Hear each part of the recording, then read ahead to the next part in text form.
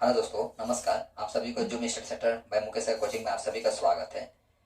आप कोई भी स्टेट लेवल हो या सेंट्रल लेवल के एग्जाम की तैयारी कर रहे हैं, चाहे एसएससी हो, रेलवे हो, एनटीपीसी हो, कॉम्बाइंड हायर सेकेंडरी लेवल की एग्जाम हो या कॉम्बाइंड ग्रेजुएट लेवल की एग्जाम हो, चाहे आप कॉलेज स्तर का छात्र हैं, तो उस नज़रिए से भी देखा जाए तो आपके लिए ये जो टॉपिक जो है अत्यंत इम्पोर्टेंट होने जा रहा है। तो सर्वप्रथम मैं अपने दर्शकों से यह आग्रह है मेरा कि आप लोग इस वीडियो में अंत तक बना रहिएगा और वीडियो स्किप करके मत देखिएगा। तो देखिए, समय ना गंवाते हुए टॉपिक की ओर बढ़ रहा हूँ। देखिए, आज का मेरा टॉपिक जो है वो है रामकृष्ण मिशन। ठीक है, तो रामकृष्ण मिशन की स्थापना जो है स्वामी रामकृष्ण परमहंस के विचारधारा से प्रभावित होकर ही स्वामी नरेंद्र नाथ दत्त यानी स्वामी विवेकानंद स्वामी विवेकानंद जी ने रामकृष्ण मिशन की स्थापना करते हैं। ठीक है, देखिए,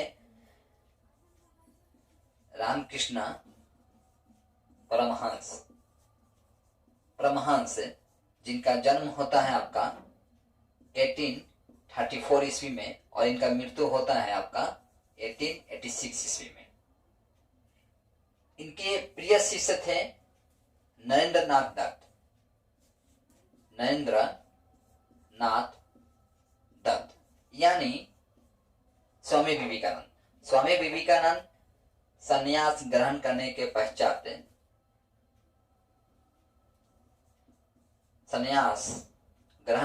पश्चात इन्हें स्वामी विवेकानंद के नाम से जाना गया। स्वामी विवेकानंद देखिए अपने आप में अत्यंत ज्ञानी और तब के समय में एक मशहूर विद्वान हुआ करते थे। उन्होंने अपने ज्ञान के माध्यम से यानी अपने धर्म की जो ज्ञान थी उनके पास, उस माध्यम से भारत का संस्कृति का परिचय यानी धर्म की जो भारत ज्ञान रखता है, यहाँ के जो ऋषि मुनि धर्म संबंधित जो ज्ञान रखते हैं, अपने संस्कृति से संबंधित जो ज्ञान रखते हैं, उसका परिचय स्वामी विवेकानंद जी ने 1893 ईस्वी में अमेरिका के शिकागो में जो धर्म सम्मेलन हो रहा था वहां दे चुके थे। अमेरिका के शिकागो में जब अनेक धर्म के अनुयायी पहुंचे थे अपने अपने धर्म की प्रचार के लिए, अपने अपने धर्म को श्रेष्ठ बताने के लिए, वहां स्वामी विवेकानंद जी एक सामान्य ऋषि मुनि के वेशभूषा में वहां पहुंचते हैं, जहां की सारे धर्म के जो अनुयायी थे यानी ऐसे व्यक्ति वहां पहुंचे थे, चाहे क्रिश्चियन धर्म हो, चाहे पारसी धर्म हो, चाहे जैन धर्म हो, चाहे इस्लाम धर्म हो, सारे लोग फिट फाट टाई शू में पहुंचे थे। वहीं हमारे देश से हिंदू धर्म का नेतृत्व करने गए थे स्वामी विवेकानंद।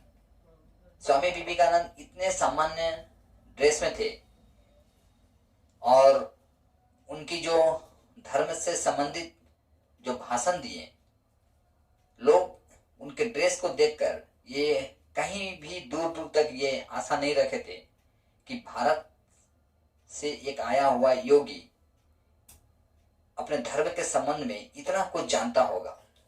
वो सिर्फ अपने धर्म के बारे नहीं बल्कि विश्व के सारे धर्म के बारे में बड़ी बेखूबी से जान रहा है। उनकी भाषणों से सुनकर लोग आश्चर्यचकित हो गए थे। खैर, स्वामी विवेकानंद जी के जीवन से संबंधित मैं ऑलरेडी एक सेशन कर चुका हूं। तो देखिए, स्वामी विवेकानंद जी का जो जन्म है आपका 1864 ईस्वी में होता है। ठीक है, स्वामी विवेकानंद जी का जन्म जो है 1864 ईस्वी में कोलकाता में होता है और इनका देहांत जो है 1902 ईस्वी में कलकत्ता में आश्रम में ही होता है। स्वामी विवेकानंद जी देहांत के समय कई बीमारी से ग्रसित थे, जिसमें उनका लीवर का बीमारी, हार्ट का बीमारी, शुगर कई बीमारी से ग्रसित थे, लेकिन उस अवस्था में भी उन्होंने किसी नारी से अपना सेवा तक नहीं करवाए थे। एक बार उनकी माता श्री उनके मठ में आ भी गई थी, तो उन्होंने इसके लिए अपने शिष्य को अत्यंत फटकार भी लगाते हैं और उन्होंने अपने शिष्य को कहते हैं कि मेरी मठ में कोई महिलाएं प्रवेश नहीं कर सकती है, चाहे वो मेरी माता ही क्यों ना हो। देखिए, स्वामी विवेकानंद जी के अंदर में जो देश प्रेम की भावना थी, कहीं ना कहीं ये देश प्रेम की भावना, चाहे धर्म से संबंधित जो भावना थी, चाहे आत्मा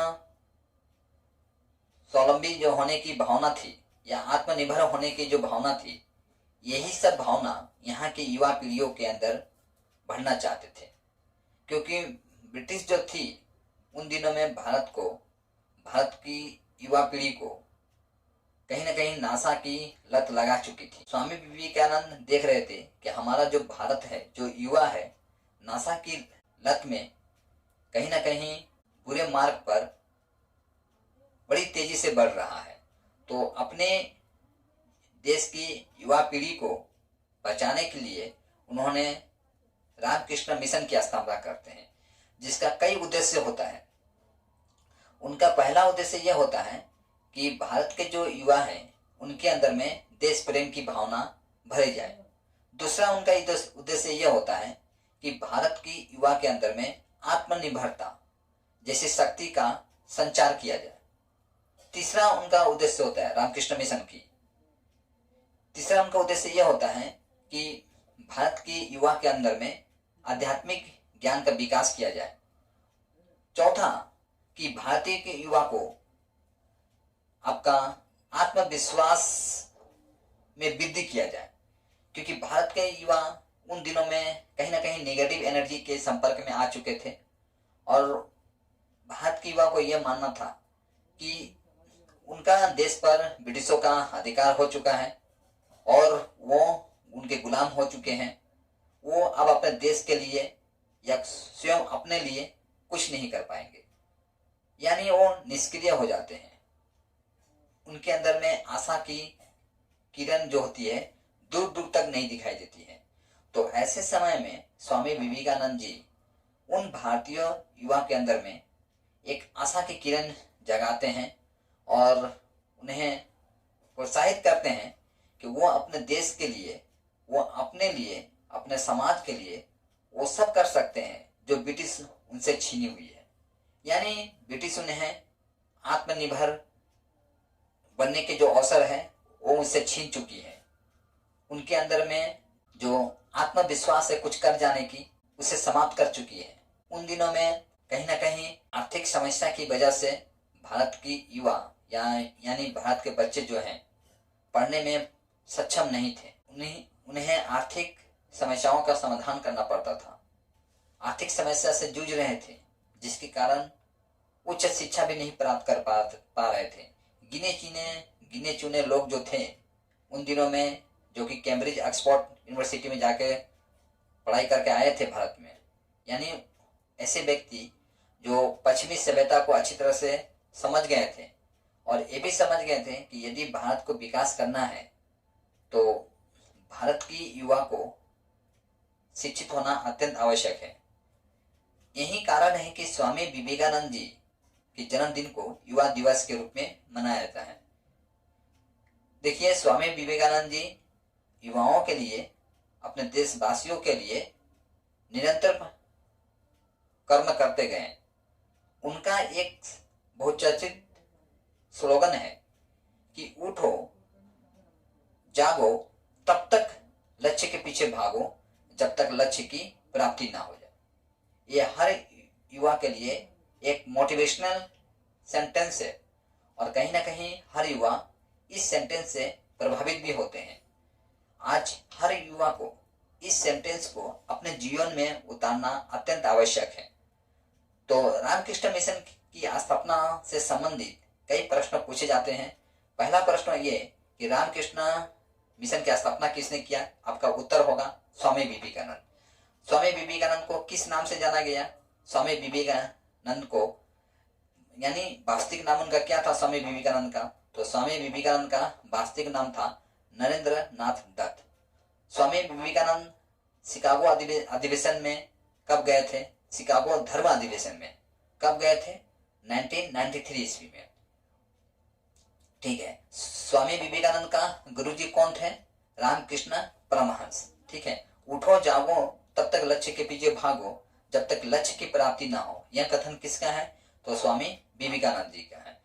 और स्कूल स्तर के हिसाब से देखा जाए तो आपसे यह प्रश्न पूछा जा सकता है कि रामकृष्ण मिशन की स्थापना के पीछे उद्देश्य क्या था? तो जैसे कि मैं आपको उद्देश्य बताया कि भारतीय युवा को आत्मनिर्भर बनाना, भारतीय युवा के अंदर में आध्यात्मिक ज्ञान भरना, भारतीय युवा के अंदर में देश प्रेम की भावना भरना। चौथा नंबर है भारतीय युवा के अंदर में आपका आत्मविश्वास जगाना। यही आपका रामकृष्ण मिशन का परम उद्देश्य था।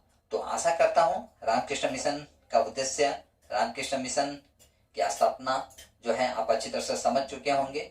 इसकी स्थापना का उद्देश्य क्या था, स्वामी विवेकानंद देश के लिए क्या क्या कर गए हैं, ये शायद ही शब्दों में वर्णन करना मेरे लिए और आपके लिए कठिन होगा। आज भले ही स्वामी विवेकानंद आज हमारे बीच में नहीं है, परंतु उनका आदर्श जो है हम सभी के बीच में है, हम सभी के दिलों में आज भी विद्यमान है। स्वामी विवेकानंद जी का दिया गया जो आदर्श है वह हमारे लिए और आप सभी के लिए, साथ में पूरी भारत के युवाओं के लिए एक मोटिवेशनल स्पीच है जिससे हम काफी प्रभावित होते हैं और उनके कर्म के लिए भारत सदा नतमस्तक रहेगा। और आज का क्लास मैं यहीं समाप्त करता हूँ। जय हिंद।